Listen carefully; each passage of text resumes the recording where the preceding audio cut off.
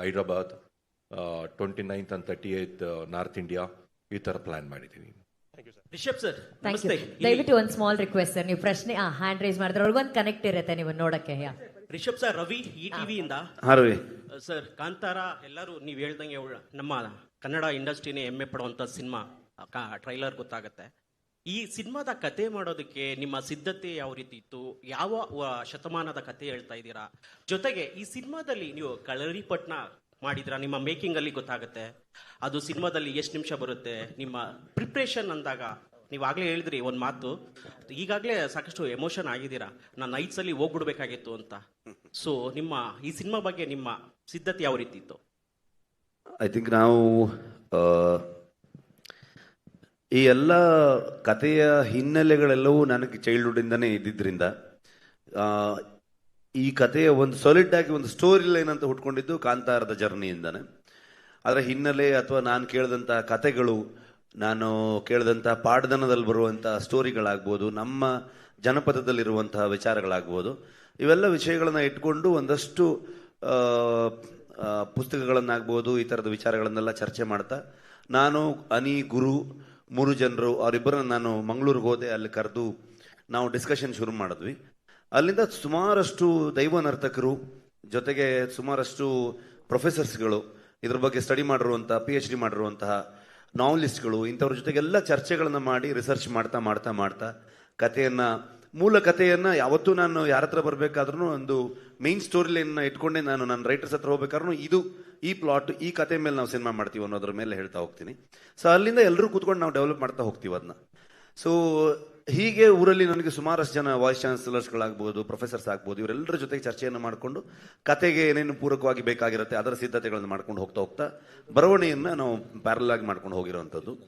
And ಅದು particular Kalaripayattu ಅನ್ನೋದು ತುಂಬ ಪರ್ಟಿಕ್ಯುಲರ್ ಆಗಿ ಯಾವುದೋ ಒಂದು ಸೀನ್ಗೋಸ್ಕರ ಅದನ್ನ ಪ್ರಾಕ್ಟೀಸ್ ಮಾಡಿದ್ದಲ್ಲ. It is one of the workout. ನಮ್ಮ ಕಳರಿಪಯಟ್ಟು ಅನ್ನುವಂಥದ್ದು ಗರಡಿಪೆಟ್ಟು ಅಂತ ನಮ್ಮಲ್ಲಿ ಕರೀತಾ ಇದ್ರು, ಕಳರಿಪಯಟ್ಟು ಅಂತ ಕರೀತಾರೆ ಅದನ್ನ. ವ್ಯಾಯಾಮದ ಒಂದು ಭಾಗ ಅದು. ಸೊ ಅದು ತುಂಬ ಏನ್ಷಿಯಂಟ್ ಒಂದು ಹಿಸ್ಟ್ರಿ ಇರುವಂತಹ ಒಂದು ವ್ಯಾಯಾಮ, ಮತ್ತೆ ಒಂದು ಹೊಡೆದಾಟಕ್ಕೆ ಅಥವಾ ಯುದ್ಧ ಶೈಲಿಗೆ ಅದನ್ನು ಉಪಯೋಗಿಸಿರುವಂಥ ಒಂದು ಕಲೆ ಆಗಿತ್ತದು. ಸೊ ಈಗ ಸ್ವಲ್ಪ ಅದು ಕಮ್ಮಿ ಆಗ್ತಾ ಇದೆ. ಅದನ್ನ ಸಿನಿಮಾಗೆ ತುಂಬ ಸ್ವಲ್ಪ ಆ ಕಾಲದ ಸಿನಿಮಾ ಆಗಿರೋದ್ರಿಂದ, ಸೊ ಅಲ್ಲಿ ಯುದ್ಧದ ಸನ್ನಿವೇಶಗಳು ಈ ಥರ ಬರೋದ್ರಿಂದ ಅದಕ್ಕೆ ತಯಾರಿಗೋಸ್ಕರವಾಗಿ ನಾನು ಅದನ್ನ ಪ್ರಾಕ್ಟೀಸ್ ಮಾಡಿದ್ದು ಬಿಟ್ಟರೆ ನಾನು ಬೇರೆ ಯಾವುದೇ ರೀಸನ್ಗೆ ಅಥವಾ ಪರ್ಟಿಕ್ಯುಲರ್ ಯಾವುದೋ ಸೀನ್ಗೋಸ್ಕರ ಮಾಡಿರೋಂಥದ್ದಲ್ಲ. ಅದೇ ಥರದಲ್ಲಿ ನಾವು ಸಿನಿಮಾ ಫೈಟಿಂಗು ಕೂಡ ಈಗ ಮಾಸ್ಟ್ರು ಬಂದಾಗ ನಮಗೆ ಇವ್ರ ಜೊತೆಗೆ ಇನ್ನೂ 4-5 ಜನ ಮಾಸ್ಟರ್ಗಳಿದ್ರು. ಬಲ್ಗೇರಿಯಾದಿಂದ ಒಬ್ಬರು ಜೂಜಿ ಅಂತ ಒಬ್ಬರು ಮಾಸ್ಟರ್ ಬಂದು ವರ್ಕ್ ಮಾಡಿದ್ದಾರೆ. ಆ್ಯಂಡ್ ಮ್ಯಾಥ್ಯೂ ಅಂತ ಅನ್ಕೊಂಡು ಮಾಡಿದ್ದಾರೆ. ರಾಮಲಕ್ಷ್ಮಣ್ ಮಾಸ್ಟರ್ ಮಾಡಿದ್ದಾರೆ. ಮಿಥುನ್ ಅಂತ ಒಬ್ಬ ಹೊಸ ಮಾಸ್ಟರ್ ಕೂಡ ಒಂದು ಸೀಕ್ವೆನ್ಸ್ಗಳನ್ನ ಮಾಡಿದ್ದಾರೆ. ಅರ್ಜುನ್ ಮಾಸ್ಟ್ರು ಮೇಜರ್ ಎಲ್ಲ ಸೀಕ್ವೆನ್ಸ್ಗಳನ್ನ ಮಾಡಿದ್ದಾರೆ. ಎಲ್ಲ ಸೀಕ್ವೆನ್ಸ್ಗಳಿಗೂ ನಮಗೆ ರಿಹರ್ಸಲ್ ಮಾಡಿಕೊಂಡು ತುಂಬ ಹೆಲ್ಪ್ ಮಾಡ್ತಾ ಇರ್ತದೆ ಅಷ್ಟೇ. ಆ ತಯಾರಿಗಳು ಮಾಸ್ಟರ್ ಏನೇ ಕಂಪೋಸ್ ಮಾಡಿದ್ರು ಇಮಿಡಿಯೇಟ್ಲಿ ಅದಕ್ಕೆ ಅಡಾಪ್ಟ್ ಮಾಡ್ಕೊಂಡು ಆ ಸೀಕ್ವೆನ್ಸ್ಗಳನ್ನ ಮಾಡೋದಕ್ಕೆ ಹೆಲ್ಪ್ ಆಗ್ತಿತ್ತು. ಸೊ ಆ ಕಾರಣಗಳಿಂದಾಗಿ ಈ ತಯಾರಿಗೋಸ್ಕರ ಮಾಡಿರುವಂಥದ್ದು. ಇಲ್ಲಿ ಇಲ್ಲಿ ಇಲ್ಲಿ ಇಲ್ಲಿ ನಿಮ್ಗೆ ಪ್ರಶ್ನೆ ಅಶೋಕ್. ಎಸ್, ಒಂದು ಸಿನಿಮಾ ಅಂದಾಗ ಅದನ್ನ ಸಂಪೂರ್ಣವಾಗಿ ಒಂದು ಶೋಲ್ಡರ್ ಮೇಲೆ ಇಟ್ಕೊಂಡು ಹೋಗೋದು ಹೀರೋ. ಎಸ್, ಅಫ್ಕೋರ್ಸ್ ಫಸ್ಟ್ ಸಿನಿಮಾದ ರಿಸಲ್ಟ್ ಅಥವಾ ಸಿನಿಮಾ ಏನೇ ಬರಲಿ ಅದರ ಔಟ್ಪುಟ್ ಅಥವಾ ಅದರ ಜವಾಬ್ದಾರಿ ಸಂಪೂರ್ಣವಾಗಿ ಹೀರೋಗೆ ಹೋಗುತ್ತೆ. ಅದು ಫೇಲ್ ಆಗಲಿ ಸಕ್ಸಸ್ ಆಗಲಿ, ಬಟ್ ಸ್ಟಿಲ್ ಅದಕ್ಕಿಂತ ದೊಡ್ಡ ಜವಾಬ್ದಾರಿ ಡೈರೆಕ್ಟರ್ದು. ನೀವು 2 ಕೆಲಸನೂ ಬಹುಶಃ ನಿಮ್ಮ ಕರಿಯರ್ನ ಆರಂಭದ ದಿನಗಳಿಂದಲೂ ಮಾಡ್ಕೊಂಡು ಬಂದಿದ್ದೀರಿ. ಇವತ್ತು ಪ್ಯಾನ್ ಇಂಡಿಯಾ ಎಸ್ ಅಫ್ಕೋರ್ಸ್ ಬಹಳ ದೊಡ್ಡ ಟ್ರೆಂಡ್. ಇಷ್ಟು ದೊಡ್ಡ ಸಿನಿಮಾ ಮಾಡುವಾಗ ಒಬ್ಬ ಹೀರೋ ಆಗಿ ಜೊತೆಗೆ ಒಬ್ಬ ನಿರ್ದೇಶಕರಾಗಿ ಎರಡನ್ನೂ ಯೋಚನೆ ಮಾಡಬೇಕಾಗತ್ತೆ. ನೀವು ಅಂದರೆ ಬಿಹೈಂಡ್ ದ ಕ್ಯಾಮ್ರಾ ಆ್ಯಂಡ್ ದಿನ್ in front of the camera. So ಅದು ಎಷ್ಟು ನಿಮಗೆ ಪ್ರೆಷರ್ ಅನ್ಸುತ್ತಾ, ಅಥವಾ ಏನು ಥಾಟ್ ಓಡ್ತಾ ಇರುತ್ತೆ ಶೆಟ್ರು ಒಬ್ಬ ನಟ ಮತ್ತು ನಿರ್ದೇಶಕರಾಗಿ ಎರಡೂ ಕೆಲಸವನ್ನ ಮಾಡುವಾಗ? ತುಂಬ ಯೋಚನೆ ಮಾಡಿದ್ರೆ ಈ ಥರ ಸಿನಿಮಾ ಮಾಡೋಕ್ಕೆ ಆಗಲ್ಲ. ಸೊ ಜಾಸ್ತಿ ಯೋಚನೆ ಮಾಡಬಾರ್ದು. ಯಾವತ್ತು ಈ ಥರದ ಸಿನಿಮಾ ಅಥವಾ ಈ ಥರದ ಸ್ಕೇಲನ್ನು ಸ್ಕೇಲ್ ಬರೀ ದುಡ್ಡಿನ ವಿಚಾರಕ್ಕೆ ಅಷ್ಟೇ ಅಲ್ಲ ನಾನು ಹೇಳ್ತಿರೋದು, ಕಥೆಯ ವಿಚಾರದಲ್ಲಾಗ್ಬೋದು, ಎಲ್ಲವೂ ಪ್ರೊಡಕ್ಷನ್ ಡಿಸೈನಿಂದ ಹಿಡ್ಕೊಂಡು ಪ್ರತಿಯೊಂದು ಮಾಡಕ್ಕೆ ಹೊರಟಾಗ ತಂಡ ತುಂಬ ಇಂಪಾರ್ಟೆಂಟ್ ಆಗುತ್ತೆ. ನಾನು ಆಗಲೇ ಹೇಳಿದಾಗೆ ನನ್ನ ರೈಟರ್ಸ್ಗಳಾಗ್ಬೋದು,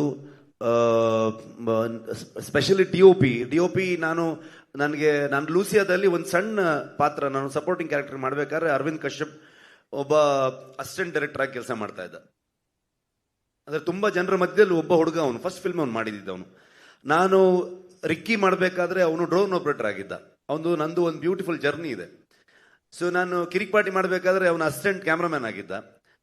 ಸೊ ನಾನು ಯಾವಾಗ ಬೆಲ್ ಬಾಟಮ್ ಮಾಡ್ತಾ ಇದ್ದೆ ಅವಾಗ ಅವನ್ನ ಡಿ ಒ ಪಿ ಆಗಿ ನಾವು ತಗೊಂಡ್ಬಂದ್ವಿ. ಅವ್ನು ಒಂದು ಫಿಲ್ಮ್ ಮಾಡಿದ್ದ ಅದಕ್ಕಿಂತ ಮುಂಚೆನೆ. ಸೊ ಅಲ್ಲಿಂದ ಒಂದು ರ್ಯಾಪೋ ಇದೆ ನಮಗೆ, ಒಂದು ಜರ್ನಿ ಇದೆ ಇಬ್ರಿಗೂ.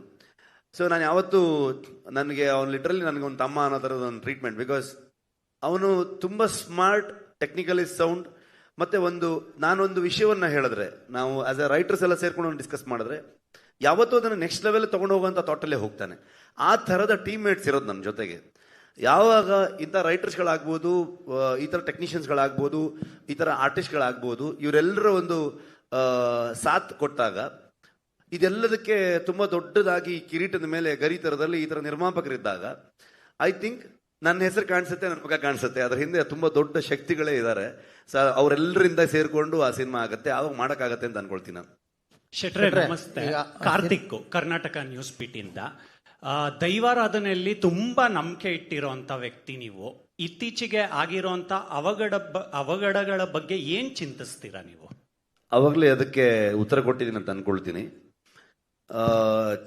ಆಗಿರುವಂಥ ವಿಚಾರಗಳು, ಕೆಲವೊಂದು ನಮ್ಮ ಸಿನಿಮಾಗೆ ಸಂಬಂಧಪಟ್ಟಿರುವಂಥ ವ್ಯಕ್ತಿಗಳು ಅವ್ರಿಗೆ ಆ ಥರ ಆದಾಗ ತುಂಬ ಬೇಜಾರಾಗುವಂಥ ವಿಚಾರ. ಅದನ್ನು ಮುಂದೆ ಒಂದು ನಿಂತ್ಕೊಂಡು ಅದನ್ನು ಶೋ ಆಫ್ ಮಾಡುವಂಥದ್ದು ಮತ್ತೊಂದು ಮಾಡುವಂಥದ್ದು ಇಲ್ಲ. ತುಂಬ ಬೇಜಾರಾಗುವಂಥದ್ದು, ತುಂಬ ಮಿಸ್ ಮಾಡ್ಕೊಳ್ತೀವಿ ಇವತ್ತು. ಆದರೆ ಅದು ಹೇಗೆ ನರೇಟಿವ್ ಸೆಟ್ ಆಯಿತು ಅಂತಂದರೆ, ಅದು ಶೂಟಿಂಗ್ ಅಲ್ಲೇ ನಡೀತು ಅನ್ನೋ ಥರದಲ್ಲೆಲ್ಲ ಸೆಟ್ ಆಯಿತು. ಆ್ಯಕ್ಚುಲಿ ಶೂಟಿಂಗ್ ಎಲ್ಲ ನಡೀದೇ ಇರೋ ಸಂದರ್ಭದಲ್ಲಿ ಆಗಿರುವಂಥದ್ದು. ಆದರೆ ನಮ್ಮ ಲಾಸೇ ಕೂಡ. ಅದಕ್ಕೆ ನಾನು ಎಕ್ಸಾಂಪಲ್ ನಿಮಗೆ ಆ ಥರ ನರೇಟಿವನ್ನು ಎಕ್ಸಾಂಪಲ್ ಇಟ್ಕೊಂಡೇ ನಾನು ಅವಾಗ ಹೇಳಿದ್ದು. ನಮಗೆ ಅಂದರೆ ಅವಘಡಗಳು, ಅಪಘಾತಗಳು, ಇದನ್ನು ಒಂದು ರೀತಿ ಹೋಗ್ತಾ ಇದ್ರೆ ನಾನೇ ಏನಾಗ್ತಿದ್ದೆ ಅನ್ನೋದು ನಿಮ್ಗೆ ಅವಾಗಷ್ಟೇ ಹೇಳಿದೆ. ನಾನು ಅದರಿಂದ ಆಚೆಗೆ ಬಂದೆ, ಅದನ್ನು ಬದುಕಿ ಬಂದಿದ್ದೀನಿ ಅಂತಂದರೆ, ಅಥವಾ ನನಗೇನು ಆಗಿಲ್ಲ, ಅಥವಾ ನನ್ನ ಇಡೀ ತಂಡದಲ್ಲಿ ಯಾರಿಗೂ ಏನು ಆಗದೆ ಎಲ್ಲರೂ ಇಷ್ಟು ಜನರು ಇಷ್ಟು ವರ್ಷಕ್ಕೆ ನಮ್ಮ ಅನುಭವಕ್ಕೆ ಅಷ್ಟೇ ಬರಬೇಕದು. ಹಾಗಾಗಿ ಎಲ್ರಿಗೂ ಎಕ್ಸ್ಪೀರಿಯನ್ಸ್ ನೀವು ಕೇಳಿದ್ರೆ ಫ್ರೇಮ್ ಮಾಡೋಕ್ಕಾಗಲ್ಲ ಅದನ್ನ. ಐ ಥಿಂಕ್ ನಾನೇ ಎಕ್ಸಾಂಪಲ್ ಅದಕ್ಕೆ. ಇಲ್ಲಿ ಬಂದಿದ್ದೀವಿ ಅಂತಂದ್ರೆ ಅದು ದೈವಶಕ್ತಿ ಏನೋ ನಮ್ಮ ಹಿಂದೆ ಇತ್ತು, ನಮಗೇನೋ ನಮ್ಮನ್ನ ಸಪೋರ್ಟ್ ಮಾಡ್ಕೊಂಡು, ನಮ್ಮನ್ನ ಪುಷ್ ಮಾಡಿಕೊಂಡು, ನಮ್ಮನ್ನು ಕಾಪಾಡಿಕೊಂಡು ಮುನ್ನಡೆಸ್ಕೊಂಡು ಬರ್ತಾ ಇದೆ ಅನ್ನೋ ಫೀಲಿಂಗ್ ಅಲ್ಲೇ ಬಂದ್ವಿ ನಾವು. ಶೆಟ್ರೆ, ಈಗ ಕಾಂತಾರ ಬಂದಾಗ, ಶೆಟ್ರೆ ಇಲ್ಲಿ ಫ್ರೆಂಡ್, ಕಾಂತಾರ ಬಂದಾಗ ಅಷ್ಟು ದೊಡ್ಡ ನಿರೀಕ್ಷೆ ಆಗುತ್ತೆ ಅಂತ ನಿಮಗೂ ಕೂಡ ಗೊತ್ತಿರಲಿಲ್ಲ. ಇವತ್ತು ಈ ಕಾಂತಾರ ಅಧ್ಯಾಯ 1 ಮಾಡ್ಬೇಕಾದ್ರೆ ಆ ನಿರೀಕ್ಷೆಯನ್ನು ಮೀರಿ ಮತ್ತೆ ಒಂದು ದೊಡ್ಡ ಹಿಟ್ ಕೊಡ್ಬೇಕು ಅನ್ನೋ ಜವಾಬ್ದಾರಿ ನಿಮ್ಮ ಮೇಲಿದೆ. ಅದ ನಿಟ್ಟಿನಲ್ಲಿ ಯಾವ ರೀತಿ ಇತ್ತು ನಿಮ್ಮ ಕೆಲಸ, ತಯಾರಿ? ಮಂಜಣ್ಣ, ನನ್ನ ಫಸ್ಟ್ ಪ್ರೆಸ್ ಮೀಟಿಂದ ನೋಡ್ತಾ ಇದ್ದೀರಾ. ಅವತ್ತಿಂದ ಹೇಳಿದ್ದು 2 ವಿಷಯ. ನಾನು ಎಕ್ಸೈಟ್ಮೆಂಟು, ಎಕ್ಸ್ಪೆಕ್ಟೇಷನ್ ಎರಡೂ ಇರಲ್ಲ ನನಗೆ. ನನ್ನ ಕೆಲಸ ಕಂಟೆಂಟ್. ಒಂದು ಡೇಟ್ ಕೊಡ್ತಾರೆ ಪ್ರೊಡ್ಯೂಸರ್, ಆ ಡೇಟಿಗೆ ನಾವಲ್ಲಿ ಅಪ್ಲೋಡ್ ಮಾಡಬೇಕು. ಅದಕ್ಕೆ ನನ್ನ ಇಡೀ ತಂಡ ಇವತ್ತು 38 hours 48 hours ಹೀಗೆ ನಿದ್ದೆ ಬಿಟ್ಟುಕೊಂಡು ಕೆಲಸ ಮಾಡ್ತಾ ಇದ್ದಾರೆ ಕಂಟಿನ್ಯೂಸ್ ಆಗಿ. ಅದು ಮುಗಿದ ಮೇಲೆ ನಮ್ದು ಯಾರ್ದು ಅಲ್ವೇ ಅಲ್ಲ ಸಿನಿಮಾ, ಕಂಪ್ಲೀಟ್ಲಿ ಜನರದ್ದು.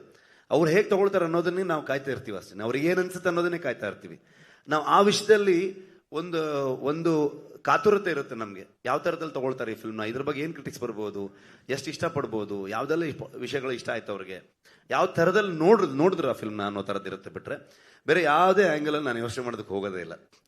ಸೊ ಮತ್ತು ಅದೊಂದು ಬರ್ಡನ್ನು ಆಗಬಾರ್ದು, ಒಂದು ಜವಾಬ್ದಾರಿ ಆಗಬೇಕಷ್ಟೇ. ನಾವು ಕೆಲಸ ಮಾಡ್ತಾ ಆಸ್ ಅ ಪ್ರೊಡಕ್ಷನ್ ಹೌಸ್ ಈ ಸಿನಿಮಾನ ಹೇಗೆ ಶೆಪಪ್ ಮಾಡಬೇಕು ಅನ್ನೋದನ್ನ, ಹೇಗೆ ಮೌಂಟ್ ಮಾಡಬೇಕು ಅನ್ನೋದು ಒಂದು ಐಡಿಯಾ ಇರುತ್ತೆ. ಆಸ್ ಅ ಟೀಮ್ ನಮಗೆ ಈ ಸಿನಿಮಾನ ಯಾವ ಥರದಲ್ಲಿ ತರಬೇಕು ಅನ್ನೋದನ್ನ ಒಂದು ಐಡಿಯಾದಲ್ಲಿ ಹೋಗ್ತೀವಿ ನಾವು. ರಿಷಬ್ ಸರ್, ಕಿರಣ್ ಇಲ್ಲಿ ವಿಜಯ ಕರ್ನಾಟಕದಿಂದ. ಸರ್, ಕನ್ನಡದಿಂದ ಈ ಸಿನಿಮಾ ಆಗಿದೆ ಅಂತ ನೀವು ಮೆನ್ಷನ್ ಮಾಡಿದ್ರಿ. ಆದರೆ ಟ್ರೇಲರ್ನಲ್ಲಿ ನಾವು ಅಬ್ಸರ್ವ್ ಮಾಡ್ತೀವಿ ಕರಾವಳಿಯ ಕನ್ನಡನ ಬಳಸಿರೋದಕ್ಕೆ ಏನಾದ್ರು ಹಿನ್ನೆಲೆ ಇದೆಯಾ ಅಂತ. ಕಥೆಯೇ ಕರಾವಳಿದಾಗಿದ್ದಾಗ ಅದು ಕರಾವಳಿ ಕನ್ನಡ ಇಲ್ಲದೆ ಏನಿರುತ್ತೆ, ಅಥವಾ ಅಲ್ಲಿದು ಕರಾವಳಿ ಭಾಗ ಅಥವಾ ತುಳುನಾಡು ಅಂತೆಲ್ಲ ಏನು ನಾವು ತಗೊಳ್ತೀವಿ, ಆಗ ತುಳುವಿಗೆ ಸಂಬಂಧಪಟ್ಟಿರುವಂಥ ವಿಚಾರಗಳಿದ್ದಾಗ ತುಳುವಲ್ಲೇ ಬರುತ್ತೆ. ಕರಾವಳಿ ಕನ್ನಡದ ಕಥೆ ಆಗಿರೋದ್ರಿಂದ ಅದು ಕರಾವಳಿ ಭಾಷೆಯಲ್ಲಿ ಇರುತ್ತೆ. ಅಂದ್ರೆ ಸಾವಿರಾರು ವರ್ಷಗಳ ಹಿಂದಿನ ಕಥೆ ಆಗಿರೋದ್ರಿಂದ ಕನ್ನಡ ಆಗೂ ಕೂಡ ಹಾಗೆ ಇತ್ತಾ, ಅಥವಾ ಅದಕ್ಕೇನಾದ್ರು ರೆಫರೆನ್ಸ್ ಇದೆಯಾ ಅಂತ? ರೆಫರೆನ್ಸ್ ನೀವು ಹುಡುಕಿದ್ರೆ ನಿಮಗೆ ಇವತ್ತು ಯಾವುದೇ ಒಂದು ವಿಚಾರಕ್ಕೆ 10 ಆಂಗಲ್ಗಳಿರುತ್ತೆ, 10 ಡೈರೆಕ್ಷನ್ ಇರುತ್ತೆ. ಸೊ ಯಾವುದೇ ರೀತಿಯಲ್ಲೂ ಕೂಡ ನಾವು ವಾದ ಮಾಡ್ತಾ ಹೋಗ್ಬೋದು. ಅದನ್ನ ನಾವು ಆ ಕಾಲಘಟ್ಟದ ಕಥೆಯನ್ನ ಇವತ್ತಿನ ಜನರೇಷನ್ಗೆ ನಾವು ಹೇಳ್ತಿರೋದ್ರಿಂದ ಇವತ್ತಿನ ಜನರಿಗೆ ಅರ್ಥ ಆಗೋ ರೀತಿಯಲ್ಲೂ ಹೇಳಬೇಕು.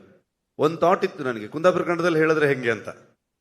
ಅವಾಗ ಅದು ಹೆಚ್ಚು ಜನರಿಗೆ ಅದು ಅರ್ಥ ಆಗದೆ ಹೋಗ್ಬೋದು, ಬರೀ ಕುಂದಾಪುರ ಭಾಗದವ್ರಿಗೆ ಅಥವಾ ಕುಂದಾಪುರ ಭಾಗದವ್ರ ಪರಿಚಯ ಇರೋರಿಗೆ ಅರ್ಥ ಆಗ್ಬೋದೇನೋ. ಸೊ ಹಾಗಾಗಿ ಏನ್ ಬೇಕಾದ್ರೂ ಹೇಳ್ಬೋದು. ಆದರೆ ಇವತ್ತಿನ ಜನರೇಷನ್ಗೆ, ಇವತ್ತಿನ ಜನರಿಗೆ, ಇವತ್ತಿನ ಪ್ರೇಕ್ಷಕನಿಗೆ ಅದು ಅರ್ಥ ಮಾಡಿಸ್ಬೇಕು ಅಂತಂದಾಗ ಒಂದು ಸಿನಿಮ್ಯಾಟಿಕ್ ಲಿಬರ್ಟಿಯನ್ನು ತಗೊಳ್ತೀವಿ ನಾವು, ಇಲ್ಲ ಅಂತಲ್ಲ. ಸೊ ಆ ನಿಟ್ಟಲ್ಲಿ ಹೋಗ್ತೀವಿ. ಮತ್ತೆ ಮಂಗಳೂರು ಕನ್ನಡ ಅಥವಾ ಕರಾವಳಿಯಲ್ಲಿ ಉಪಯೋಗಿಸುವಂತ ಕನ್ನಡ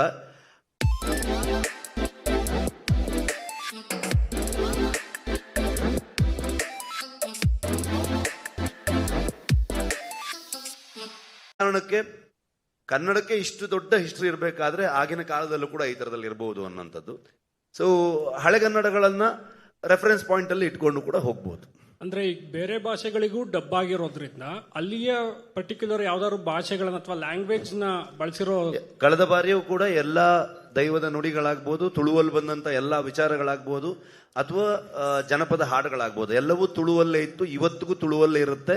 ಇನ್ನು 50 ಕಾಂತಾರ ಆದ್ರೂ ಅದು ತುಳುವಲ್ಲಿ ಅಥವಾ ಮಂಗಳೂರು ಕನ್ನಡದಲ್ಲಿದ್ರೆ ಅಥವಾ ಕರಾವಳಿ ಕನ್ನಡದಲ್ಲಿದ್ರೆ ಹಂಗೆ ಇರುತ್ತೆ. ಉಳಿದ ವಿಚಾರಗಳನ್ನ ಚೇಂಜ್ ಮಾಡ್ತೀವಿ. ಪ್ಯಾನ್ ಇಂಡಿಯಾ ಆದ ತಕ್ಷಣ ಯಾವುದು ಯಾವ ಮೂಲ ಎಲ್ಲಿಯ ಕಥೆಯನ್ನು ಹೇಳ್ತೀವಿ ಅನ್ನೋದು ಚೇಂಜ್ ಆಗೋದೇ ಇಲ್ಲ. ಕಾಂತಾರ ವಿಚಾರದಲ್ಲಿ ಈಗ ಇನ್ನೊಂದು ಬೇರೆ ತರದ ಸ್ಕೇಲ್ ಇರುವಂತ ಫಿಲ್ಮ್ ಅಥವಾ ಪ್ಯಾನ್ ಇಂಡಿಯನ್ ಫಿಲ್ಮ್ ಆದ್ರೆ ಅವಾಗ ಅಲ್ಲಿಗೆ ಅದನ್ನ ಬದಲಾಯಿಸಬಹುದು, ಅಲ್ಲಿನ ನೇಟಿವಿಟಿಗೆ ತಕ್ಕನ ಹಾಗೆ. ನಾವಿಲ್ಲಿ ಹೇಳ್ಬೇಕಾದ್ರೆ ಇದೇ ನೇಟಿವಿಟಿಯನ್ನ ಹೇಳ್ಬೇಕಾಗತ್ತೆ. ಅಂದ್ರೆ ಈ ಕಥೆಯನ್ನು ಹೇಳುವಾಗ ನೀವು ಲೈಫ್ ರಿಸ್ಕ್ ಮಾಡ್ಕೊಂಡ್ರಿ ಅಂತ ಹೇಳಿದ್ರು, ಅದ್ ಅಷ್ಟು ಅವಶ್ಯಕತೆ ಇತ್ತ ಈ ಕತೆಗೆ ಅಂತ? ಅಲ್ಲ, ಲೈಫ್ ಯಾವತ್ತೂ ರಿಸ್ಕ್ ಅಲ್ಲಿ ಇರುತ್ತೆ. ಲೈಫ್ ಯಾವತ್ತೂ ರಿಸ್ಕ್ ಅಲ್ಲಿ ಇರುತ್ತೆ. ನಮ್ಗೆ ಯಾವತ್ತೂ ಶಾಶ್ವತ ಅಲ್ಲ. ಆದ್ರೆ ಒಂದು ಸಿನಿಮಾದ ಬಗ್ಗೆ ಒಂದು ನರೇಟಿವ್ ಸೆಟ್ ಆಯ್ತಲ್ಲ, ಆ ಪಾಯಿಂಟ್ ಅಲ್ಲಿ ಹೇಳ್ಬೇಕಾದ್ರೆ ನಾನು ಹೇಳಿದ್ದೆ ಅದನ್ನ. ಶೆಟ್ರೆ ಸರ್, ರಿಷಬ್ ಶೆಟ್ಟಿ ಸುವರ್ಣ ನ್ಯೂಸ್ ಇಂದ. ರಿಷಬ್ ಶೆಟ್ರೆ, ಕೇಶವ್ ಮೂರ್ತಿ. ಇಲ್ಲ, ಒಬ್ಬರಾದ್ಮೇಲೆ ಒಬ್ರು. ಎಸ್, ಇಲ್ಲಿ ಶೆಟ್ರೆ, ನೀವು ಶಾರದಾ ಒಂದು ಮೈಕ್ ತಗೋಬೇಕು, ಅವಾಗ ನಿಮ್ಗೆ ಚಾನ್ಸ್ ಸಿಗುತ್ತೆ. ದಯವಿಟ್ಟು ಪಾಸ್ ಮಾಡಿ ಸುನೀಲ್ mic ಶಾರದಾ ಮೇಡಮ್ಗೆ. ಇದು ಟ್ರೈಲರ್ ತುಂಬಾ ಚೆನ್ನಾಗಿದೆ, ಫ್ಯಾಂಟಾಸ್ಟಿಕ್ ಅಂತ ಹೇಳ್ಬೋದು. ನಾನು ಅಂದ್ರೆ ತುಂಬಾ ಅಬ್ಸರ್ವ್ ಮಾಡಿದ್ದು ಸ್ಟಂಟ್ಸ್ ತುಂಬಾ ರಿಸ್ಕಿ ಸ್ಟಂಟ್ಸ್ ಇದೆ, ಮತ್ತೆ ತುಂಬಾ ಯೂಸ್ ಆಗಿ ಕಾಣಿಸ್ತಾ ಇದೆ. ಸೊ ಆ ಸ್ಟಂಟ್ಸ್ ತಾಲೀಮ್ ಬಗ್ಗೆ ಹೇಳಿ, ಮತ್ತೆ ಶೂಟ್ ಮಾಡ್ಬೇಕಾದ್ರೆ ಅದ್ರ ಬಗ್ಗೆ ನೀವು ಆಗ್ಲೇ ಒಂದ್ ಸ್ವಲ್ಪ ಹೇಳಿದ್ರಿ, ಬಟ್ ಎಲಾಬರೇಟ್ ಮಾಡಕ್ಕಾದ್ರೆ. ಅದು ತುಂಬಾ ಅಂದ್ರೆ ನಾವು ಇಷ್ಟು ಮಾತಾಡ್ತೀವಿ ನಾರ್ಮಲಿ, ಅದಕ್ಕೆ ಜಾಸ್ತಿ ಮಾತಾಡೋದು ಬೇಡ ಅನ್ನೋ ಥಾಟಲ್ಲಿ ಇದ್ದೀನಿ ಸುನಿಲ್. ನಾನು ಮಾಸ್ಟರ್ ಆವಾಗಲೇ, ಅರ್ಜುನ್ ಮಾಸ್ಟರ್ ಆವಾಗಲೇ ಎಕ್ಸ್ಪ್ಲೈನ್ ಮಾಡಿದ್ರು. ಐ ಥಿಂಕ್ ನೀವು ಅದನ್ನು ಸಿನಿಮಾಲ್ಲಿ ಎಕ್ಸ್ಪೀರಿಯನ್ಸ್ ಮಾಡಿದ್ರೆ ಒಳ್ಳೇದು, ನನ್ನ ಒಪಿನಿಯನ್. ಸೊ ನಾವು ಮಾತಾಡಿ ಅದಕ್ಕೆ ಇನ್ನೇನೋ ಹೇಳೋದಕ್ಕಿಂತ ನೀವು ಹೇಗಿದೆ ಹಾಗೆ ಅದನ್ನು ತಗೊಳ್ಳೋದು, ನೋಡೋದು ತುಂಬಾ ಚಂದ ಅಂತ ಅನ್ಕೊಳ್ತೀನಿ.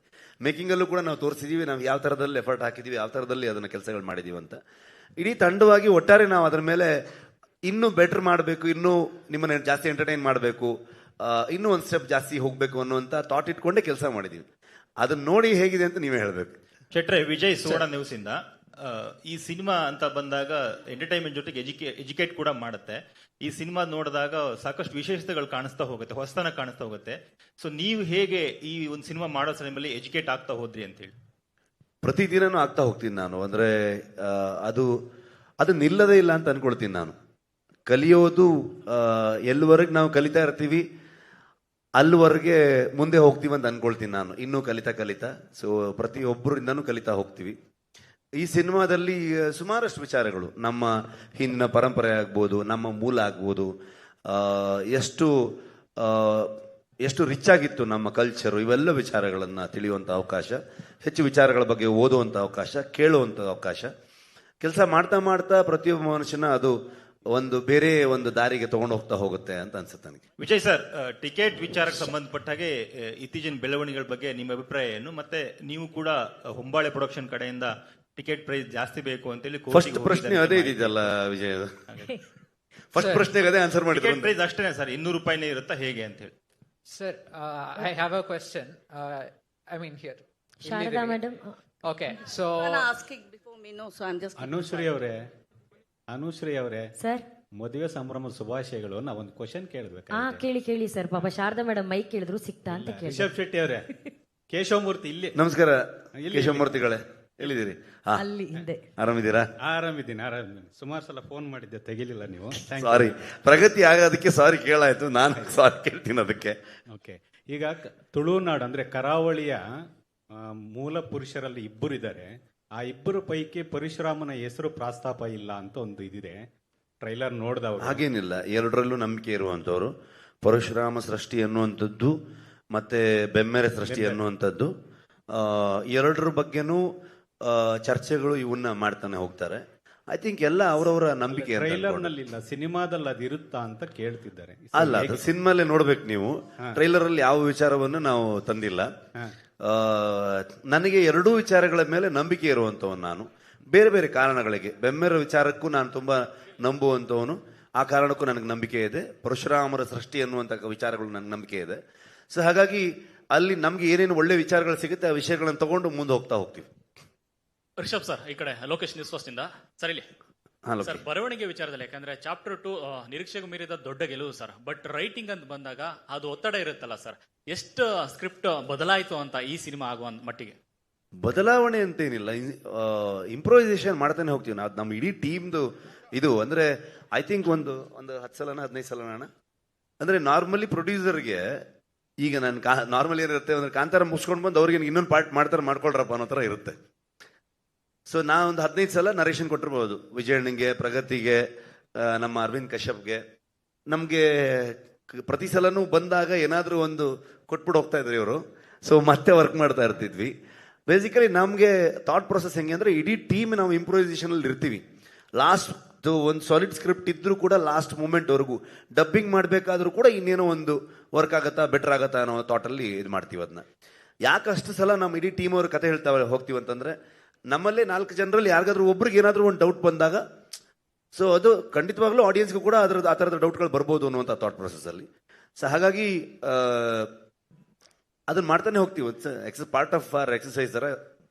ಚಾಪ್ಟರ್ 2 ನಲ್ಲಿ ಸರ್ ಒಂದ್ ಸೆಕೆಂಡ್ ಸರ್, ಅಲ್ಲಿ ವರಾಹನ ಆಗಿಂದಾಗೆ ಕಾಣಿಸ್ಕೊಳ್ಳುತ್ತೆ. ಅಂದ್ರೆ ವಿಷ್ಣುವಿನ ಅವತಾರದಲ್ಲಿ ವರಾಹ ಆಗಿಂದಾಗೆ ಕಾಣಿಸ್ಕೊಳ್ಳುತ್ತೆ. ಬಟ್ ಈ ಸಿನಿಮಾ ಪ್ರೀಕ್ವಲ್ ನಲ್ಲಿ ಶಿವನ ಬಗ್ಗೆ ಜಾಸ್ತಿ ಪ್ರಸ್ತಾಪ ಇದೆ. ಈ ಹರಿ ಅದಕ್ಕೆ ಸಿನಿಮಾನೇ ನೋಡ್ಬೇಕು. Thank you. ಎಲ್ಲ ಕತೆ ಇಲ್ಲೇ ಹೇಳಂತೀಯಲ್ಲ ಲೋಕಿ ನೀನು. ಶಾರದಾ ನಿಮ್ಗೆ. ಓಕೆ ಸರ್, ಅದೇ ಕೇಶವ್ ಹೇಳ್ದಂಗೆ ಟ್ರೇಲರು ಒಂಥರ ಮಿಸ್ಟ್ರಿ ಆಗೇ ಇದೆ. ಇನ್ನೂ ತುಂಬಾ ಥಿಯೇಟ್ರಿಕಲ್ ಎಕ್ಸ್ಪೀರಿಯನ್ಸ್ಗೋಸ್ಕರನೇ ಇಟ್ಕೊಂಡಿದ್ದೀರಾ, ಸ್ವಲ್ಪನೇ ಬಿಟ್ಕೊಟ್ಟಿದ್ದೀರಾ ನೀವು? ಖಂಡಿತವಾಗ್ಲು ಯಾವತ್ತು ಸಿನಿಮಾ ಟ್ರೈಲರ್ ಟೀಸರ್ ಅದು ನಿಮ್ಮನ್ನ ಟೀಸ್ ಮಾಡೋದಂತ ಹೇಳ್ತಾರೆ. ಅದನ್ನ ಇಲ್ಲೇನಿದೆ ಅನ್ನುವಂಥ ವಿಚಾರಗಳನ್ನ ಹೇಳುವಂಥ ಟ್ರೈಲರ್ ಅಲ್ಲಿ ಇಡೀ ಕಥೆಯನ್ನು ಹೇಳೋದಕ್ಕಾಗಲ್ಲ. ಸಿನಿಮಾದ ಒಟ್ಟಾರೆ ಒಂದು ಔಟ್ಲುಕ್ ಹೆಂಗಿರುತ್ತೆ ಅನ್ನೋದನ್ನ ಅದನ್ನ ಸೂರಿ ತುಂಬಾ ಅದ್ಭುತವಾಗಿ, ಥ್ಯಾಂಕ್ ಯು ಮಗ, ನಿಂಗೆ ಅವಲ್ಲಿ ನಾನು ಥ್ಯಾಂಕ್ಸ್ ಹೇಳೋದು ಮರ್ತ್ಬಿಟ್ಟೆ. ಸೊ ಬ್ಯೂಟಿಫುಲ್ ಆಗಿ ಅದನ್ನ ಟ್ರೈಲರ್ ಕಟ್ ಮಾಡಿದ್ದು. ಸೊ ಸಿನಿಮಾಲ್ ಖಂಡಿತವಾಗ್ಲೂ ನೀವು ಇನ್ನೂ ಬೇರೆ ವಿಚಾರಗಳನ್ನ ಎಕ್ಸ್ಪೀರಿಯನ್ಸ್ ಮಾಡುವಂಥದ್ದು ಇದೇ ಇರುತ್ತೆ. ಇದು ಕೇಳಿರೋದು ಅಂದ್ರೆ ನಿಮ್ಮ ಊರಲ್ಲಿ ಕೇಳಿಸ್ಕೊಂಡಿರೋ ಕತೆ ಎಷ್ಟು ಫ್ಯಾಕ್ಟ್ ಎಷ್ಟು ಫಿಕ್ಷನ್ ಇದೆ ಸರ್ ಇದ್ರೊಳಗೆ? ಅದು ತುಂಬಾ ಕಷ್ಟ ಆ ಥರದ ಲೆಕ್ಕಾಚಾರ ಹಾಕೋದಕ್ಕೆ. ಬರುವಂಥ ವಿಚಾರಗಳು ನಂಬಿಕೆ, ನಾನು ತುಂಬಾ ನಂಬೋವನು. ದೇವರನ್ನ ನಂಬ್ಕೊಂಡೆ ನಾನು ಈ ಸಿನಿಮಾ ಮಾಡೋದು. ಕತೆ ಅಂತ ಬಂದಾಗ ಡೆಫಿನೆಟ್ಲಿ ಕಥೆಯ ಒಟ್ಟಾರೆ ವಿಚಾರದಲ್ಲಿ ನಾವು ಒಂದು ಕಾಲ್ಪನಿಕವಾಗೂ ಹೋಗ್ಬೇಕಾಗತ್ತೆ.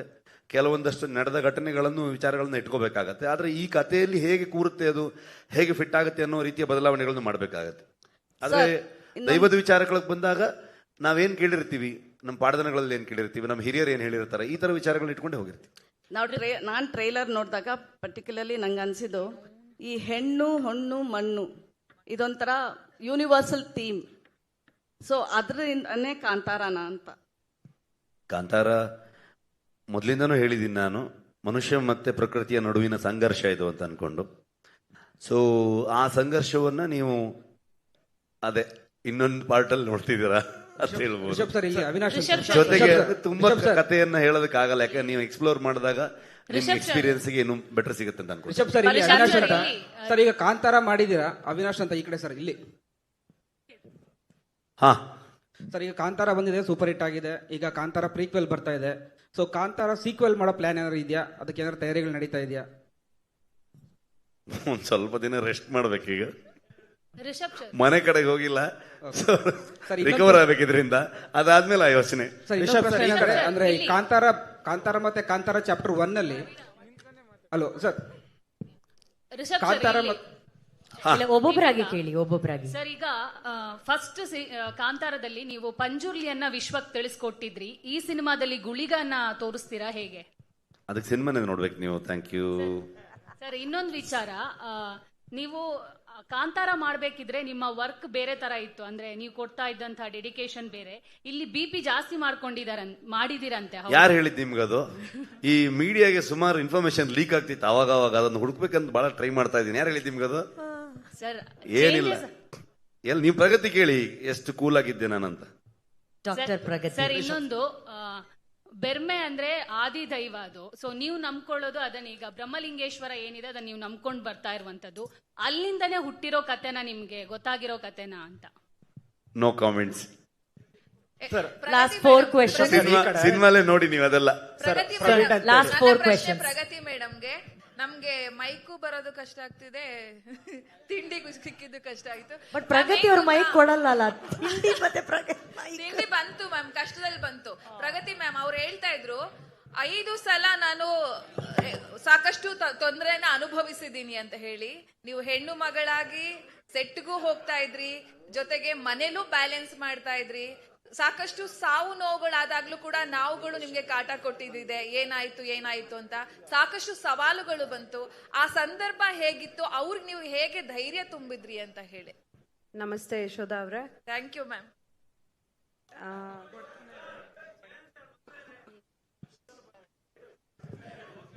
ಮಂಜಣ್ಣ, ನಿಮ್ ಕ್ವಶನ್ ಆಯ್ತಲ್ಲ, ಕೂತ್ಕೊಳ್ಳಿ. ಇವಾಗ ಅವ್ರಿಗೆ ಹಿಂದೆ ಯಾಕೆ ತೊಂದರೆ ಮಾಡ್ತೀರಾ? ಓಕೆ, ಐ ಥಿಂಕ್ ಪಾಪ ಪ್ರಗತಿ ಇಸ್ ವೇಟಿಂಗ್ ಟು ಆನ್ಸರ್. ಪ್ರಗತಿ ಅವರೇ, ನಿಮ್ಮ ಆನ್ಸರ್ ಪ್ಲೀಸ್ ಗೋ ಅಹೆಡ್. ನನ್ಗೆ ಇವಾಗ ಕ್ವೆಶ್ಚನ್ ಮರ್ತೋಯ್ತು, ಸಾರಿ. ಇಲ್ಲ, ನೀವು ನಾನೇನು ಹೇಳೋದಕ್ಕೆ ಇಷ್ಟಪಡ್ತೀನಿ ಅಂದ್ರೆ, ತುಂಬ ವರ್ಷನ್ಸ್ ಆಯಿತು, ತುಂಬ ಮಾತಾಡ್ಬೋದಾ ಅಂದರೆ ಸಿನಿಮಾದ ಬಗ್ಗೆ ಹಾಗಾಯಿತು ಹೀಗಾಯಿತು ಅಂತ ಅಂದ್ಕೊಂಡು ನಾನೇನು ಹೇಳೋದಕ್ಕೆ ಇಷ್ಟಪಡ್ತೀನಿ ಅಂದರೆ, ಖಂಡಿತ ನಾವೆಲ್ಲರೂ ರಿಷಬ್ ತುಂಬ ಬಿಲೀವ್ ಮಾಡ್ತಾರೆ, ಅದ್ರ ಜೊತೆಗೆ ನಾವೆಲ್ಲರೂ ದೇವ್ರನ್ನ ತುಂಬ ನಂಬ್ತೀವಿ, ಅದ್ರದ್ದು ಆಶೀರ್ವಾದದ ಜೊತೆಗೆ ಮಾಡ್ತಾ ಇದ್ದೀವಿ. ಆ್ಯಂಡ್ ಇಲ್ಲಿರೋರು ನೀವೆಲ್ಲರೂ ಸಾಕಷ್ಟು ಜನ ನಂಬ್ತೀರಾ, ನನಗೆ ಗೊತ್ತು. ಒಂದು ಇಷ್ಟು ದೊಡ್ಡ ಶಕ್ತಿ, ಅನುಶ್ರೀ ಅವರು ನಿಮಗೂ ಗೊತ್ತಿರತ್ತೆ, ಇಷ್ಟು ದೊಡ್ಡ ಶಕ್ತಿ, ಇಷ್ಟು ದೊಡ್ಡ ಒಂದು ಪವರ್ ಏನು ಹೇಳ್ತೀವಿ, ಅದರ ಆಶೀರ್ವಾದ ಇಲ್ಲದೆ ಈ ಸಿನಿಮಾ ನಮಗೆ ಶುರು ಮಾಡೋದಕ್ಕೆ ಆಗ್ತಿರ್ಲಿಲ್ಲ ಅನ್ನೋದು ನನ್ನ ಥಾಟ್ ಪ್ರೋಸೆಸ್. ಅಂದರೆ ಆ ಆಶೀರ್ವಾದ ಸಿಕ್ಕಿಲ್ಲ ಅಂದರೆ ಮೋಸ್ಟ್ಲಿ ರಿಷಬ್ ಅವರು ಕಾಂತಾರನೇ ಮಾಡ್ತಿರ್ಲಿಲ್ಲ ಅನ್ಸುತ್ತೆ, ಬೇರೆ ಮಾಡೋದಕ್ಕಾಗದೇ ಇರ್ಬೋದಾಗಿತ್ತೇನೋ, ಮಧ್ಯದಲ್ಲಿ ನಿಂತು ಹೋಗ್ಬೋದಾಗಿತ್ತೇನೋ, ಆ ಥರದ್ದೇನೋ. ಆ ಪ್ರೇರಣೆಯಿಂದಾನೆ ನಾವು ಲಾಸ್ಟ್ ಟೈಮ್ ಕೂಡ ಹೇಳಿದ್ವಿ ಡಿವೈನ್ ಇಂಟರ್ವೆನ್ಷನ್ ಅಂತ. ಈ ಸಲನೂ ನಾನು ಹೇಳ್ತಾ ಇದ್ದೀನಿ, ಈ ಸಲ ತುಂಬ ಸ್ಟ್ರಾಂಗ್ ಆಗಿ ನಾವು ಬಿಲೀವ್ ಮಾಡಿದ್ವಿ. ಬಿಕಾಸ್ ನಾವೆಲ್ಲರೂ ಬೇರೆನೇ ಒಂದು ಪ್ರಪಂಚದಲ್ಲಿ ಬದುಕ್ಬಿಟ್ವಿ. ಒಂದು 5 ವರ್ಷದಿಂದ ಈ ಕಾಂತಾರ ಅನ್ನೋ ಪ್ರಪಂಚದಲ್ಲೇ ಇದ್ದೀವಿ. ಇದರಲ್ಲಿ ಏನು ಎಕ್ಸ್ಪೀರಿಯನ್ಸ್ ಆಗ್ತಿದೆ ಅಲ್ಲ, ಅದು ವರ್ಡ್ಸಿಗೆ ಸಿಕ್ಕಲ್ಲ. ಅಂದರೆ ಯಾರು ಸುಮ್ಮನೆ ಹೇಳ್ತಾ ಇಲ್ಲ, ಅಂದರೆ ಏನೋ ಆನ್ಸರ್ ಮಾಡಬಾರ್ದು ಅಂತನೋ ಇಲ್ಲ ಮಿಸ್ಟ್ರಿ ಇರಬೇಕು ಅಂತ ಖಂಡಿತ ಅಲ್ಲ. ಖಂಡಿತವಾಗ್ಲೂ ಎಲ್ಲರೂ ತುಂಬ ಎಮೋಷ್ನಲ್ ಆಗಿದ್ವಿ. ಯಾರಿಗೂ ಅದನ್ನ ಒಂದು ಪದಗಳಲ್ಲಿ ಎಕ್ಸ್ಪ್ಲೇನ್ ಮಾಡೋದಕ್ಕಾಗಲ್ಲ. Some energies are like that. ನೀವು ಅದನ್ನು ಬಿಲೀವ್ ಮಾಡ್ತೀರಾ ಅಂತ ಅನ್ಕೊಳ್ತೀನಿ. ಅಂದರೆ ಕೆಲವೊಂದನ್ನು ಹೇಳೋದಕ್ಕಾಗಲ್ಲ, ಹೇಳಿದ್ರೂ ಅರ್ಥ ಆಗಲ್ಲ, ಅದನ್ನ ನಮ್ಮ ಎಕ್ಸ್ಪೀರಿಯನ್ಸ್ಗೆ ಇಟ್ಕೊಳ್ಬೇಕು. ಸೊ ಹಾಗೆ ನಾನು ತುಂಬ ಅದನ್ನು ನಂಬೋದ್ರಿಂದ ಇವತ್ತು ಇಷ್ಟು ಸಕ್ಸಸ್ಫುಲ್ಲಾಗಿ ಏನೇ ಅಡೆತಡೆಗಳು ಬಂದರೂ ಅದ್ರ ಜೊತೆಗೆ ಈ ಸಿನಿಮಾನ ನಾನು ಅವಾಗಿಂದ ಹೇಳ್ತಾ ಇದ್ದೀನಿ, ಇಟ್ ಈಸ್ ನಾಟ್ ಈಸಿ.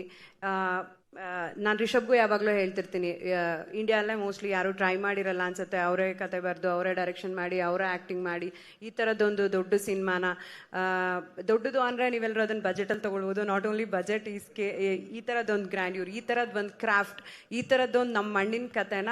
ಆಮೇಲೆ ರಿಷಬ್ ಯಾವುದು ಸ್ಟುಡಿಯೋಲ್ ಸೆಟ್ ಹಾಕ್ಬಿಟ್ಟು ಆ ಥರದ್ದಲ್ಲ, ಎಲ್ಲ ಲೈವ್ ಲೊಕೇಶನ್ಗಳು. ನೀವೆಲ್ಲರೂ ನಾವು ಶೂಟಿಂಗ್ ಮಾಡಿರೋ ಜಾಗಗಳನ್ನು ವಿಸಿಟ್ ಮಾಡಿದ್ರೆ ಐ ಥಿಂಕ್ ಕೆಲಸ ಎಕ್ಸ್ಪ್ಲೇನ್ ಮಾಡೋದು ಬೇಕಾಗಲ್ಲ ಅನ್ಸುತ್ತೆ. ಆ ಥರದ್ದು ಲೊಕೇಶನ್ಗಳಲ್ಲಿ ಕೆಲಸ ಮಾಡಿರೋಂಥದ್ದು. ಅದನ್ನ ಮಾಡಿ ಕೂಡ ಅಂದರೆ ಜನರಲಿ ನೀವು ನೋಡ್ತೀರಾ ಅಲ್ವಾ, ಲೈಕ್ ಏನೋ ಚಿಕ್ಕ ಪುಟ್ಟದ್ದು ಎಲ್ಲ ಸಿನಿಮಾ ಸೆಟ್ಗಳಲ್ಲೂ ಆಗುತ್ತೆ. ಅದು ಕಾಂತಾರ ಅಂದ ತಕ್ಷಣ ಮೋಸ್ಟ್ಲಿ ಸ್ವಲ್ಪ ದೊಡ್ಡದಾಗ್ತಿದೆ.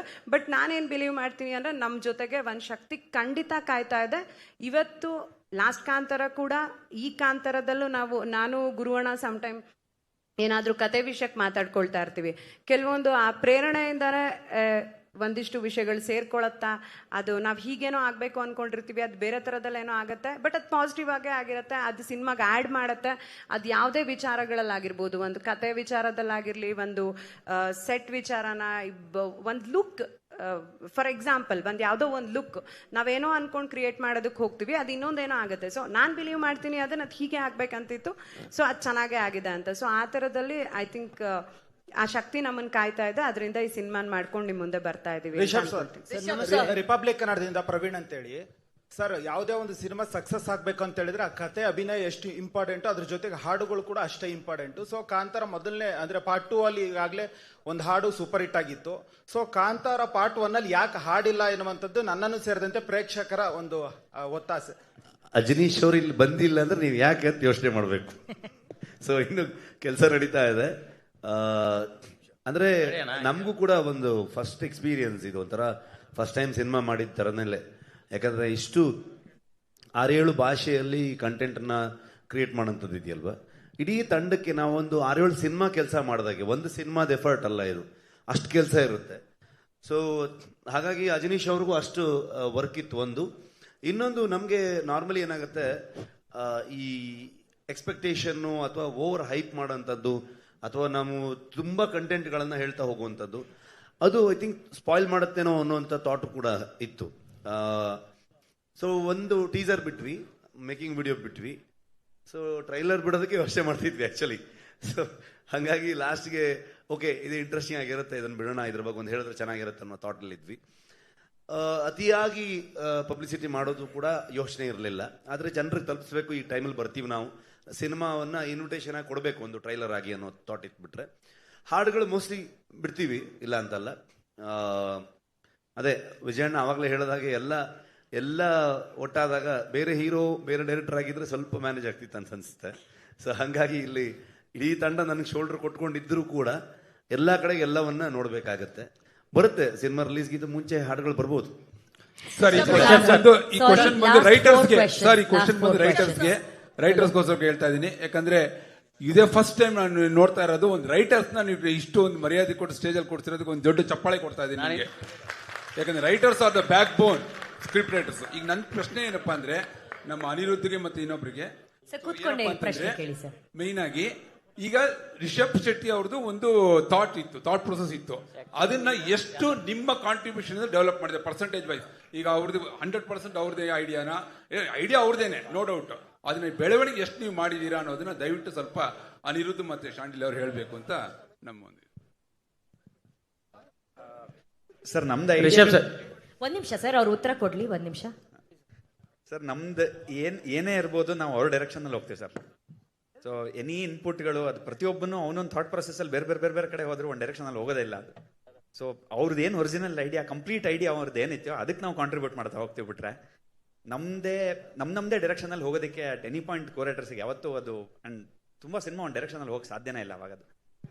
ಸೊ ಕಂಪ್ಲೀಟ್ ಅವ್ರ ಐಡಿಯಾನೆ 100%. ಆ ಐಡಿಯಾಗೆ ನಾವು ಕಾಂಟ್ರಿಬ್ಯೂಟ್ ಮಾಡ್ತಾ ಹೋಗ್ತೀವಿ ಅಷ್ಟೇ. ಸರ್ ನಮಸ್ತೆ. ರಿಷಬ್ ಸರ್ ನಮಸ್ತೆ. ಮಾಲ್ತೇಶ್ ಜಗ್ಗಿನ್ ಅಂತ, TV9 ಕನ್ನಡದಿಂದ. ಸರ್, ಈಗ ನಿಮ್ಮ ವೃತ್ತಿ ಬದುಕಿನ ಆರಂಭದಲ್ಲಿದ್ದಂತಹ ಕನಸು ಮತ್ತು ಕಲ್ಪನೆಗಳು ಕಾಂತಾರದ ನಂತರ ಎಷ್ಟು ಚಾಲೆಂಜಿಂಗ್ ಆಗಿ ಚೇಂಜ್ ಆಗಿದೆ. ಕನ್ನಡ ಸಿನಿಮಾ ಇಂಡಸ್ಟ್ರಿ ಉಳಿಬೇಕಂತಂದ್ರೆ ಸ್ಟಾರ್ಗಳ ಸಿನಿಮಾಗಳು ವರ್ಷಕ್ಕೆ 2-3 ಬರ್ಬೇಕನ್ನುವಂತ ಚರ್ಚೆ ಆಗಾಗ ಇರ್ತಾನೆ ಇರುತ್ತೆ. ಬಟ್ ನಿಮ್ಮ ಮುಂದಿನ ಪ್ಲಾನ್ ಕನ್ನಡ ಸಿನಿಮಾಗಳ ಬಗ್ಗೆ ಆಗಿರ್ಬೋದು, ಇಂಡಸ್ಟ್ರಿಯ ಉಳಿವಿಗಾಗಿರ್ಬೋದು, ಯಾವ ರೀತಿ ಇರುತ್ತೆ ಅನ್ನುವಂಥದ್ದು ಸರ್? ಜಗ್ಗಿ ಆಕಾಶವಾಣಿ ತರ ಹೋಯ್ತು, ಎಲ್ಲಿದ್ದೀರ ಅಂತ ಕಾಣಿಸ್ತಿಲ್ಲ ನೀವು ಸರ್. ಹಾಯ್ ಓಕೆ ಸರ್, ಸುಮಾರು ದಿವಸ ಆಯ್ತು ಸಿಗ್ದೆ. ಸೊ ನೀವು ದೂರ ಆಗಿದ್ದೀರಿ ಸರ್. ಸೊ ಐ ಥಿಂಕ್ ನಾನು ಅದಕ್ಕೆ ಆವಾಗಲೇ ಹೇಳಿದೆ, ನಾನು ಒಂದು 5 ವರ್ಷದಿಂದ ಊರಲ್ಲಿ ಸೇರ್ಕೊಂಡು ಜನರಲ್ ನಾಲೆಜೇ ಇಲ್ಲ ನನಗೆ ಇವಾಗ. पता है हेल्थ इंश्योरेंस आपकी फैमिली के लिए कितना जरूरी है? इतना जरूरी है कि भारत सरकार ने इस पे GST पूरी तरह से हटाकर 0 कर दिया है. पॉलिसी बाजार पर अब 1 करोड़ का हेल्थ इंश्योरेंस सिर्फ 550 रुपए महीने से शुरू. policybazaar.com. ಅಂದ್ರೆ ನಮ್ಮಲ್ಲಿ ಏನಾಗಿದೆ ಅಂದ್ರೆ ಜನರ ಟೇಸ್ಟ್, ಜನರ ಅಭಿರುಚಿಗಳು ಬದಲಾಗಿದೆ. ಬಿಫೋರ್ ಕೋವಿಡ್ ಒಂಥರ ಇತ್ತು, ಆಫ್ಟರ್ ಕೋವಿಡ್ ಒಂಥರ ಇದೆ, OTTಗಳು ಬಂದ ಮೇಲೆ ಒಂಥರ ಇದೆ, ಬಂದು ಸ್ವಲ್ಪ ಟೈಮ್ ಆದಮೇಲೆ ಮತ್ತೆ ಪುನಃ ಥಿಯೇಟರ್ ಎಕ್ಸ್ಪೀರಿಯನ್ಸ್ಗೆ ಹೋಗುವಂಥ ವಿಚಾರಗಳು. ಕಾಂಟೆಂಟ್ ಫಿಲ್ಮ್ ಆಗ್ಬೋದು, ದೊಡ್ಡ ಸ್ಕೇಲ್ ಫಿಲ್ಮ್ ಆಗ್ಬೋದು, ಪ್ಯಾನ್ ಇಂಡಿಯಾ ಆಗ್ಬೋದು, ಸ್ಟಾರ್ ಫಿಲ್ಮ್ ಆಗ್ಬೋದು, ಈ ಥರದ ಬೇರೆ ಬೇರೆ ಅಭಿರುಚಿ ಇರುವಂತಹ ಜನರಿದ್ದಾರೆ. ಅವರ ಅಭಿರುಚಿಗಳು ಬದಲಾಗ್ತಾ ಇದ್ದ ಹಾಗೆ ಸಿನಿಮಾದವರು ಆ ಡಿಮಾಂಡ್ ಆ್ಯಂಡ್ ಸಪ್ಲೈ ಸ್ವಲ್ಪ ಏನೋ ವೇರಿಯೇಷನ್ ಆದಾಗ ಆಗುತ್ತೇನೋ ಅಂತ ಅನ್ಕೊಳ್ತೀನಿ ನಾನು. ಫಾರ್ ಎಕ್ಸಾಂಪಲ್, ನಮ್ಮ ಶನಿಲ್ ಗುರು ಅವ್ರದ್ದು JP ತುಮ್ಮಿನಾಡ್ ಅವರ ನಿರ್ದೇಶನದಲ್ಲಿ ಬಂದಿರುವಂಥ ಸಿನಿಮಾ, ನಿಮಗೆ ಅದು ಒಂಥರ ಒಂದು ಸ್ಮಾಲ್ ಟೌನ್, ಒಂದು ಊರಿನ ಒಂದು ಕತೆ. ಅದಕ್ಕೆ ನಿಮಗೆ ಯಾವ ಪ್ರಮೋಷನ್ನು ಅಥವಾ ಯಾವುದೇ ರೀತಿಯಾದಂಥ ವಿಚಾರಗಳು ಯಾವ ಒಂದು ಸರ್ಕಲ್ ಒಳಗಡೆ ಸಿಗೋದೇ ಇಲ್ಲ. ಅದು ಸಿನಿಮಾ ತುಂಬ ಹಾನೆಸ್ಟ್ ಆಗಿದ್ದಾಗ, ತುಂಬ ಅದನ್ನು ನಂಬಿ ಸಿನಿಮಾ ಮಾಡಿ ಜನರನ್ನ ಎಂಟರ್ಟೈನ್ ಮಾಡಬೇಕು ಅನ್ನೋ ಥಾಟ್ ಪ್ರೊಸೆಸ್ ಸಿನಿಮಾ ಮಾಡಿದಾಗ, ಅದು ಜನರಿಗೆ ಇಷ್ಟ ಆದಾಗ ಜನರಿಗೆ ಅದನ್ನು ಎಲ್ಲಿಗೆ ಬೇಕಾದ್ರೆ ತೊಗೊಂಡು ಹೋಗುವಂಥ ತಾಕತ್ತಿದೆ. ಹಾಗಾಗಿ ನೀವು ಜನರಿಗೆ ಇಷ್ಟ ಆಗಂತ ಸಿನಿಮಾ ಅದನ್ನು ಹೀಗೆ ಹಾಗ ಅಂತ ಲೆಕ್ಕ ಹಾಕೋಕ್ಕೂ ಆಗಲ್ಲ. ಇಷ್ಟು ಸಿನಿಮಾ ಬಂದರೆ ಇದು ವರ್ಕ್ ಆಗುತ್ತಾ ಗೊತ್ತಿಲ್ಲ. ಅದು ಸೊ ಅಲ್ಟಿಮೇಟ್ಲಿ ಜನರಿಗೆ ಇಷ್ಟ ಆಗುವಂಥದ್ದು ಮಾಡಬೇಕಾಗತ್ತೆ. ಅದಕ್ಕೆ ಹೊಸ ಹೊಸ ಪ್ರತಿಭೆಗಳು, ಹೊಸ ವಿಚಾರಗಳು ಬರ್ತಾ ಹೋಗ್ಬೇಕಾಗತ್ತೆ ಅಂತ ಅನ್ಸುತ್ತೆ ನನಗೆ. ಒಂದ್ ನಿಮಿಷ, ಇನ್ನು ಲಾಸ್ಟ್ ಎರಡೇ ಕ್ವೆಶನ್ ರುಕ್ಮಿಣಿ ಅವ್ರಿಗೂ ಕೇಳ್ಬೋದು. Last 2 questions please. Sir, America ಅಲ್ಲಿ ಯಾವ ಲ್ಯಾಂಗ್ವೇಜ್ ಅಲ್ಲಿ ರಿಲೀಸ್ ಆಗ್ತಾ ಇದೆ ಸರ್? 100% ಕನ್ನಡದಲ್ಲಿರುತ್ತೆ. ನಾವು ಹೆಮ್ಮೆಯ ಕನ್ನಡಿಗರು, ಕನ್ನಡದಲ್ಲಿ ಇದ್ದೇ ಇರುತ್ತೆ. ಅದರ ಜೊತೆಗೆ ಬೇರೆ ಎಲ್ಲ ಭಾಷೆಯ, ಯಾಕಂದ್ರೆ ನೀವೇ ತಗೊಂಡು ಹೋಗಿ ಪ್ಯಾನ್ ಇಂಡಿಯಾ ಫಿಲ್ಮ್ ಮಾಡಿ ಜಗತ್ತಿನಾದ್ಯಂತ ಅದು ತಲುಪಿಸೋಕೆ ಶುರು ಮಾಡಿದವ್ರೆ ನೀವೇ. ಸೊ ಈಗ ಅಲ್ಲಿಯ ಭಾಷೆಯ ಸಿನಿಮಾಗಳು ಕೊಡಬೇಕಾಗಿರೋದು ಕೂಡ ನಮ್ಮ ಜವಾಬ್ದಾರಿ.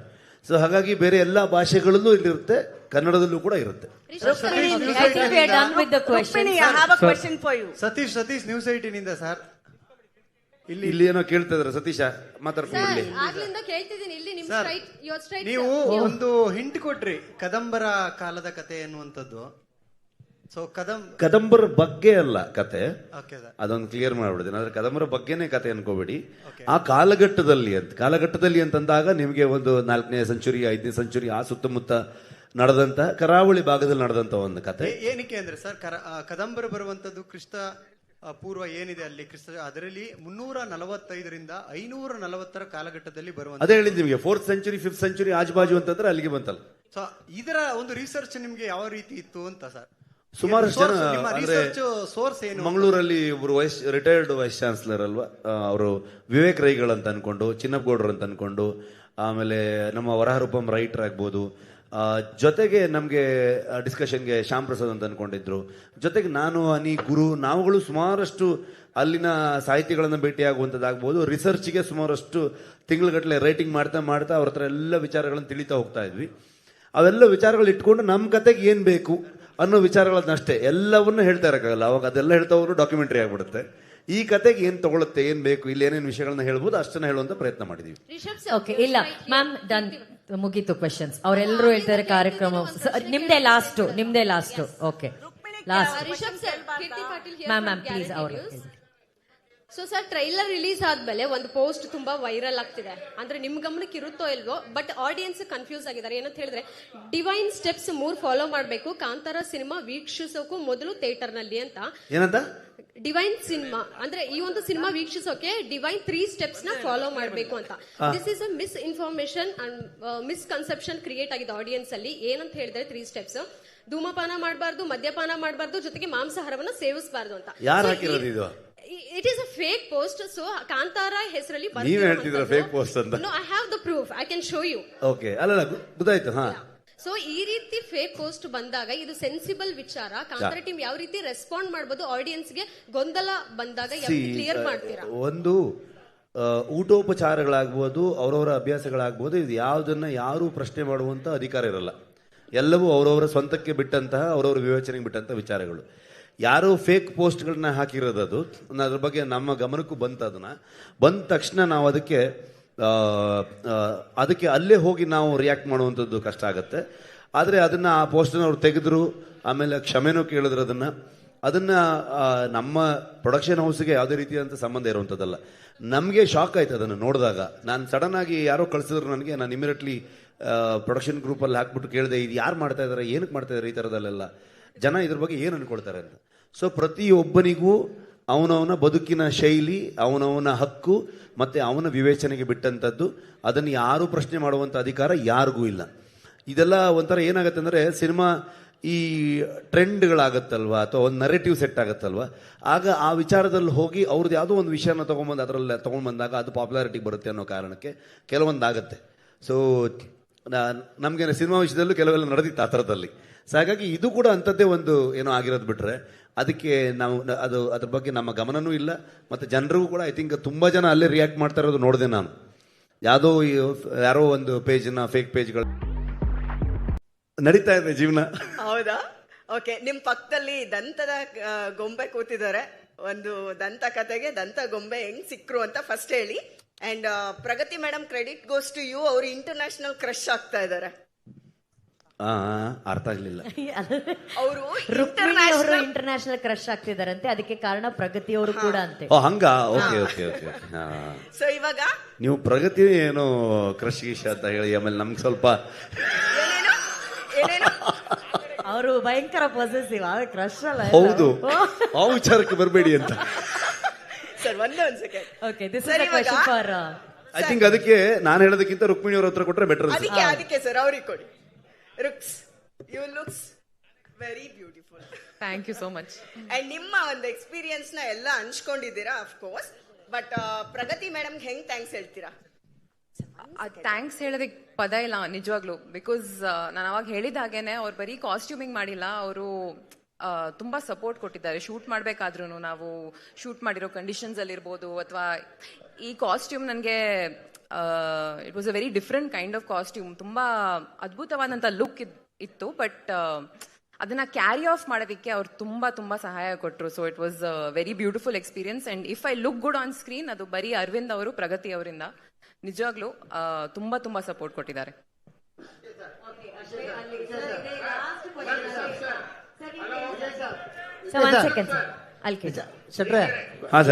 ವಿಜಯ್ ಸರ್ ಕೊಡಿ. ವಿಜಯ್ ಸರ್ ಗೊತ್ತಾಯ್ತು, ಕಾಣಿಸ್ತಾ ಇದ್ದೀರಾ ಸರ್? ಕಾಣಿಸ್ತಾ ಇದ್ದೀನಿ ಸರ್. ಈಗ ಇದು ತುಂಬಾ ದೊಡ್ಡ ಸಿನಿಮಾ, ಬಹಳಷ್ಟು ಪರಿಶ್ರಮ ಇದೆ.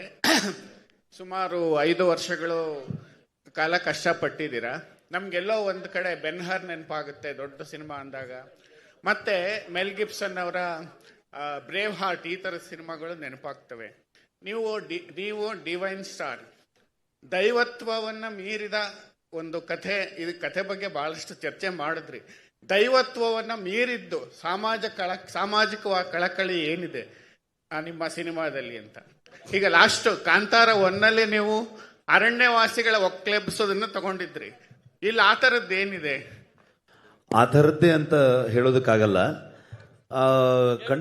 ಖಂಡಿತವಾಗ್ಲೂ ನಿಮಗೆ ಕಳೆದ ಬಾರಿ ಎಲ್ಲವೂ ಕೂಡ ಒಂದು ಪ್ಯಾಕೇಜ್. ಅದು ದೈವತ್ವ ಆಗ್ಬೋದು, ನೇಚರಲ್ ಆಗುವಂತಹ ಮನುಷ್ಯನಿಗೆ ಮತ್ತು ಪ್ರಕೃತಿಯ ನಡುವೆ ಇರುವಂತಹ ಸಂಘರ್ಷಗಳಾಗಬಹುದು, ಅಥವಾ ಡಿಪಾರ್ಟ್ಮೆಂಟ್ಗೂ ಸರ್ಕಾರಕ್ಕೂ ಮತ್ತು ಅಲ್ಲಿರುವಂತಹ ಮೂಲ ನಿವಾಸಿಗಳ ನಡುವೆ ನಡೆಯುವಂತಹ ಸಂಘರ್ಷಗಳಾಗ್ಬೋದು. ಇವೆಲ್ಲವೂ ಕೂಡ ಒಂದೊಂದು ರೆಫರೆನ್ಸ್ ಪಾಯಿಂಟ್ ಆಗಿ ಇದ್ದೇ ಇರುತ್ತೆ.